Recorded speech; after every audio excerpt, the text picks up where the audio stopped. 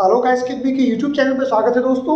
जैसा कि आप जानते हैं, मैं किसी एक बड़ी घटना पर या न्यूज़पेपर एनालिसिस पर एक वीडियो बनाकर लेके आता हूं। इस समय जो न्यूज़पेपर एनालिसिस की मैंने घटना ली है, भाजपा के जो प्रवक्ता है नूपुर शर्मा, उन पर जो भारतीय जनता पार्टी ने एक्शन लिया है उसके क्या मायने हैं। देश इससे उद्वेलित है, खासकर हिंदू इससे बहुत परेशान है कि, और खासकर वो लोग जो भारत को हिंदू राष्ट्र में बदलना चाहते हैं वो और ज़्यादा दुखी हैं भारतीय जनता पार्टी से। तो क्या और साथ में जो विपक्ष है, जो कम्युनिस्ट लोग हैं या और सारे लोग हैं, वो भी इस बात से, या ओवैसी से लोग भी इस बात से दुखी हैं कि नूपुर शर्मा के खिलाफ वैसी कार्रवाई कठोर नहीं की जा रही है।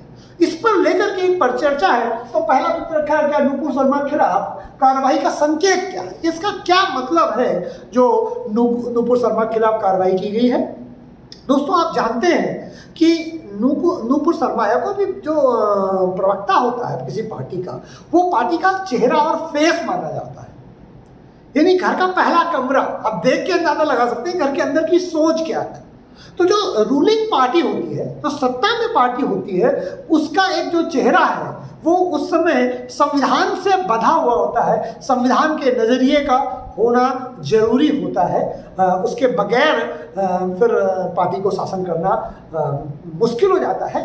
और दूसरी बात यह है कि जो नूपुर शर्मा ने बयान दिया है उसमें ये कार्रवाई 10 दिन बाद जो की गई है उसका क्या संकेत है। दोस्तों, नूपुर शर्मा के खिलाफ जो उन्होंने अपना बयान जबकि वापस ले लिया है, उस बयान को मुझे कहने की जरूरत नहीं है, आप उस बयान को अच्छी तरह जानते हैं। और उस बयान पर जो उन्होंने खेद व्यक्त किया है, लेकिन उसके खेद व्यक्त करने के तरीके को आप देखेंगे तो खेद भी उस तरह व्यक्त किया गया है कि जब आप हमारे हिंदू धर्म का सम्मान नहीं करेंगे तो आप हमसे कैसे उम्मीद करते हैं कि हम आपके धर्म का सम्मान करें। प्रश्न यही है कि एक मकबूल फिदा हुसैन थे जो माता सीता की नग्न पेंटिंग बनाते थे। इसी देश के इसी टीवी चैनलों में मैंने अभिव्यक्ति की आज़ादी के पुरोधाओं की बात करते हुए हमने सुना है कि अभिव्यक्ति की आज़ादी है, पेंटिंग बनाना 1901 है, freedom of speech and expression है, और हम अपनी देवी देवताओं की नग्न तस्वीर भी कोई बना सकता है, आपकी भावना आप मानिए, लेकिन हम तो, हमारे पास तो फ्रीडम ऑफ एक्सप्रेस है। वो देश जो कतर जो आज विरोध कर रहा है और भारत के एम्बेसडर को बुला रहा है, वही देश उस व्यक्ति को नागरिकता देता है। तब सब चुप थे ना, पूरा विश्व चुप था, कतर चुप था, सारे देश चुप थे। आज नूपुर शर्मा के बयान पर सबको बुरा लग रहा है। ये दोहरा रवैया गलत है। अगर नूपुर शर्मा का दिया गया बयान, क्योंकि उन्हें खेद व्यक्त किया है, वो गलत है, तो मकबूल फिदा हुसैन की माता सीता की नग्न पेंटिंग बनाना कहाँ सही है। ये कहना कहाँ सही है कि जाइए हजारों शिवलिंग दिल्ली में ऐसे जाके उनकी पूजा कीजिए। ये कहना कहाँ सही कि बताइए भगवान राम कहाँ पैदा हुए थे। ये कहना कहाँ सही कि शिवलिंग नहीं था वहाँ। ये कहना कहाँ सही कि भगवान कृष्ण कहाँ पैदा हुए थे, भगवान काल्पनिक थे। ये इस देश की रूलिंग पार्टी जब सत्ता में थी तब कहती थी। क्या वो सही था? अगर हम सही खोजने जाएंगे तो इस देश में सब गलत ही पाएंगे। धर्म की अभिव्यक्ति के नाम पर, धर्म की अभिव्यक्ति के नाम पर हिंदू देवताओं का जितना अपमान किया गया है उतना किसी का नहीं किया गया है। इसीलिए हमारी ये विनम्र निवेदन है अपने मुस्लिम भाइयों से भी और दूसरे धर्मों के लोगों से भी कि आप अपने आराध्य के अपमान में उद्वेलित होते हैं, बिल्कुल सही उद्वेलित होना आपका, लेकिन आप दूसरे के आराध्य का अपमान नहीं कर सकते, क्योंकि उद्वेलित वो भी हो सकता है। फिर वो कुछ अगर अवैध की बात करता है तो आपको बुरा लगता है, फिर सर तन से जुदा। और दूसरा, अभिव्यक्ति की आज़ादी में अगर किसी के पैगंबर का अपमान हुआ है तो उसके लिए रूल ऑफ लॉ है, संविधान है, सरिया से उसे दंड नहीं दिया जा सकता। उसके लिए कानपुर में दंगे नहीं किए जा सकते, और दंगे ओवैसी जो उसे जस्टिफाई करते हैं या करता है, उसे जस्टिफाई करने का अधिकार नहीं है। वो कहता है अगर नूपुर शर्मा के खिलाफ कार्रवाई कर दी गई होती तो ये कानपुर में दंगे ना होते। यानी अगर कोई व्यक्ति कानून का उल्लंघन करता है तो आप उससे बड़ा उल्लंघन करेंगे, देश को दंगे की आग में झोंक देंगे। ये गलत है। एक तो नूपुर शर्मा जी ने जो बयान दिया है, मेरी व्यक्तिगत उसमें क्या राय है उसका कोई मतलब नहीं है, क्योंकि भारतीय सरकार ने उन पर कार्रवाई की है और उन्होंने अपने बयानों को वापस लिया है। इसलिए मैं मानता हूं कि कहीं ना कहीं उनसे त्रुटि हुई होगी। लेकिन उसके बाद जो कानपुर में दंगे किए गए, दंगे आयोजित किए गए, प्रायोजित किए गए, मस्जिदों से निकलने के बाद अचानक दंगा किया गया, क्या ये नूपुर शर्मा के बयान का इसी तरह लोकतंत्र में प्रतिकार दिया जाएगा? क्या इसी तरह से देश में आग लगाई जाएगी?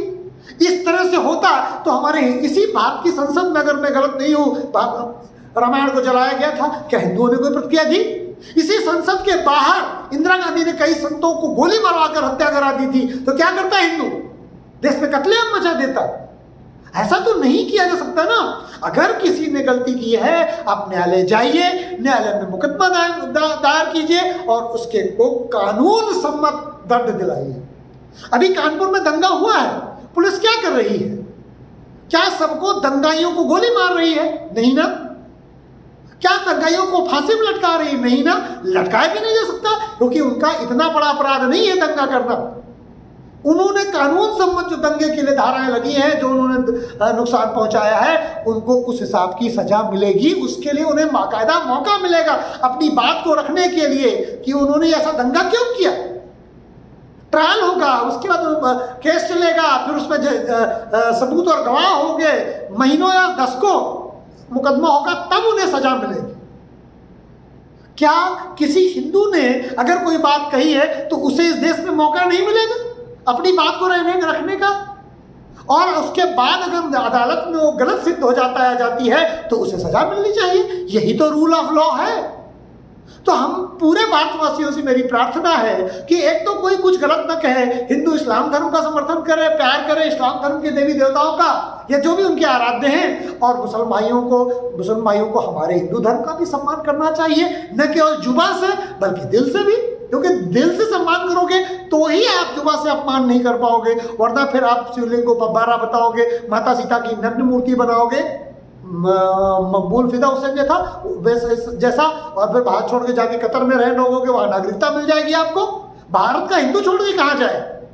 इसीलिए दोस्तों, मेरा मानना है कि जो नूपुर शर्मा जी का बयान है, वो बयान न केवल हिंदुओं को बताता है कि उन्हें भी अपनी वाक और अभिव्यक्ति स्वतंत्रता पर नियंत्रण रखना चाहिए, बल्कि मुसलमान भाइयों को भी बताता है कि उन्हें हिंदू धर्म का सम्मान करना चाहिए और उन्हें भी वाक और अभिव्यक्ति की स्वतंत्रता का सम्मान करना चाहिए। अभी मैं कल वीडियो देख रहा टीवी में एक राजस्थान के मौलाना है, वो कह रहे थे कि गुस्ताखे रसूल में हम लोगों की आंख नोच लेंगे, जबान काट डालेंगे।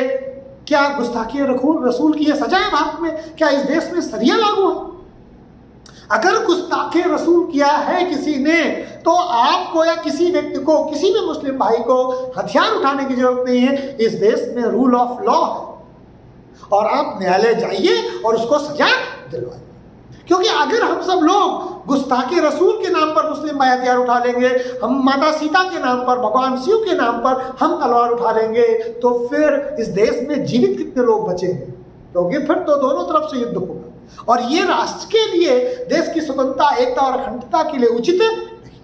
तो ना तो गुस्ताखे रसूल पर किसी का सर तन से जुदा हो, ना आंख नोच ली जाए, ना जबान काट दी जाए, और ना माता सीता की गलत तस्वीर बनाने पर उसकी गर्दन काट दी जाए या उसे जो है उसकी हत्या कर दी जाए। दोनों जायज नहीं है और दोनों को नहीं होना चाहिए। दूसरा, क्या बीजेपी डर गई?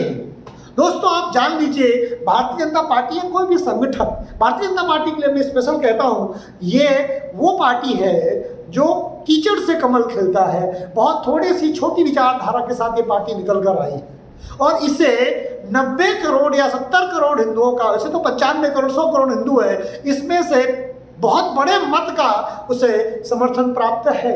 जिस पार्टी को इतने बड़े लोगों का समर्थन प्राप्त हो, वो डर कैसे सकती है? हाँ, पहली बार भारतीय जनता पार्टी को अपने ही कार्यकर्ताओं का, अपने ही वोटर का बहुत वोकल, बहुत तेज रिएक्शन मिल रहा है नूपुर शर्मा के ऊपर कार्रवाई करने का, और ये भारतीय जनता पार्टी के लिए नई चीज है और भारतीय जनता पार्टी को इस मामले में अलर्ट हो जाना चाहिए। अगर किसी भी पार्टी ने, खासकर भारतीय जनता पार्टी के लिए मैं कहता हूं कि अगर भारतीय जनता पार्टी ने हिंदुओं के हृदय की बात को न समझते हुए कोई निर्णय लिया, तो पार्टी को भविष्य में इसका खामियाजा उठाना पड़ सकता है। जो पार्टी हिंदुओं के लिए काम करेगी, हिंदुओं के लिए बात करेगी, उसे ही इस देश में अब देश का बहुमत शासन तंत्र में रखना चाहेगा। तो भारतीय जनता पार्टी की हिंदुओं के नजरिए से, मेरा इसमें व्यक्तिगत कोई नजरिया नहीं है, मैं एक न्यूट्रल नजरिया बता रहा हूं, जो मैं फेसबुक, व्हाट्सएप लोगों से बातचीत करके कह रहा हूं, उसमें जो मेरा निष्कर्ष है कि लोग नूपुर शर्मा की कार्रवाई से संतुष्ट नहीं है।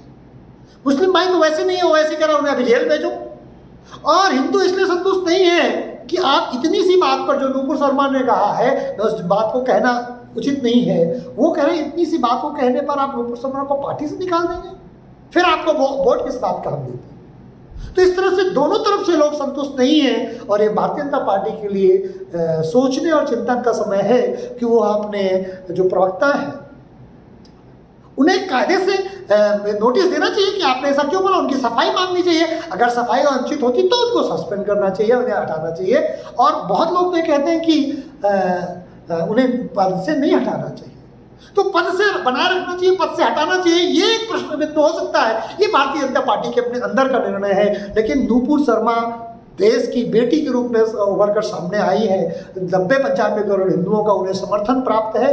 नूपुर शर्मा को किसी पार्टी की आज के डेट में जरूरत है, जहाँ से चुनाव लड़ेगी वो वहाँ से जीत जाएंगी। आज उनकी वो हैसियत हो गई है। तो कभी कभी गलत की शब्द या ऐसे शब्द भी एक वक्तव्य आपके पूरे जीवन को बदल देता है। बस नूपुर शर्मा, भगवान करे वो सुरक्षित रहे, उनका धड़ सर से अलग ना किया जाए, बस इतनी सी बात अगर हो जाती है तो नूपुर शर्मा आज संपूर्ण विश्व में जाना पहचाना एक नाम होकर उभरा है। ये कहते ना, गलत करेंगे तो क्या नाम ना होगा? नूपुर शर्मा ने गलत किया नहीं किया ये मैं आपके ऊपर छोड़ता हूं, लेकिन नाम तो हो गया है, इसमें कोई डाउट नहीं।